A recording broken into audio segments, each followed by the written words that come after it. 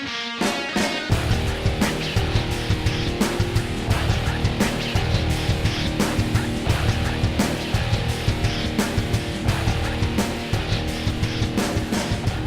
right.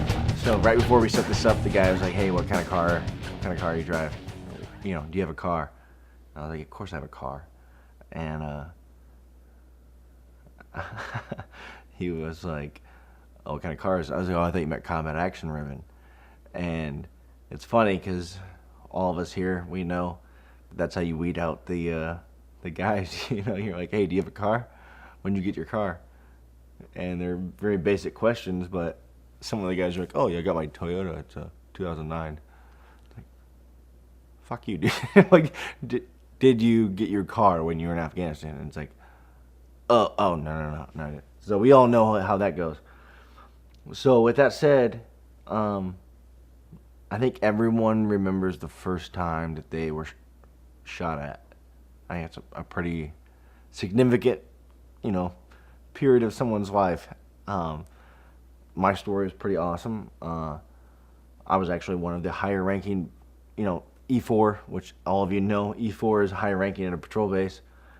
I had just come off post, and I did not stand post very often. And I had just came off post, and I'll never forget it. I was back down there with the other corporal, the squad leader. We were talking, sitting on a bucket, and listening to the radio go off. And I was listening to "Under the Bridge" by Red Hot Chili Peppers off my off iTunes, stuff I'd brought from home. Sitting there just jamming out, relaxing in my silkies, just chilling. And all of a sudden I was like, "What the fuck was that?" And then it happened again. I was like, it was like 3:30 in the morning, and I was like, "Motherfuckers are shooting at us." And I was like, this cannot be happening right now. And all of a sudden I just hear Lance Corporal on the front post just light them up. And I was like, holy shit, it's happening right now. Come to find out, we were the first base ever to be in a TIC, which is Troops Under Contact, as you guys know, at night in Afghanistan. This is 2010. So they just had never really contacted a base or any kind of patrol at night. So it was nuts that they were shooting at us. My first instinct was like, okay, so he opened up with the SAW, which is his personal weapon up there, but we had a 240, and I was a machine gunner, and I was the only machine gunner in the patrol base. And I was like, I linked up 100 tracers because I was super bored. So, I linked up 100 tracers this thing is going to look like Star Wars when it goes off. I was like, I swear to God, if that guy pulls the fucking trigger on that and it's not me.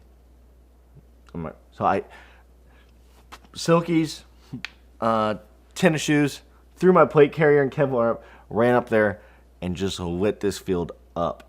And it was epic. By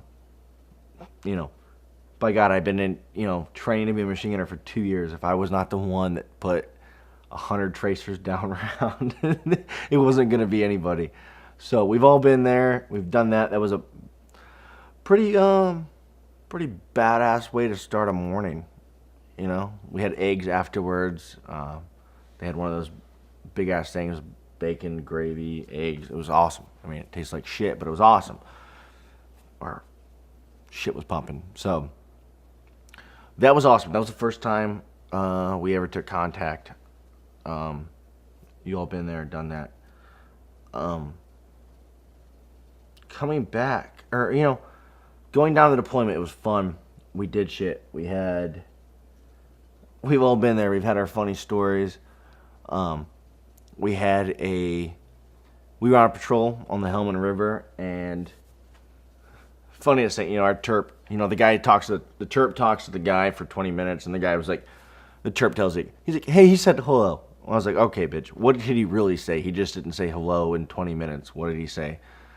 He's like, "Well, he really doesn't like you guys here, and all that. Fuck, like, tell me what he really said." So we're on we're on this patrol around the river, and Terp comes up to me, and he was like, I got 10 guys with me. Terp comes up and says, "Hey, this guy just came out and said he's got a bullet in his yard." And I was like, "Okay, tell the guy to go back inside. Fuck off. Get away from us." And he was like, "No, no, no. The guy's got a bullet in his yard." And I was like, "Okay. Again, tell him to get the hell away from us. Go back inside. We'll be out of here in 10 minutes." And he's like, "No, no, no. He wants you to know that they put a bullet in his yard last night. On his property." And I was like, I was like, "How big is this bullet?" And he's like, "Oh, it's like this big." And I was just like, "Nobody move."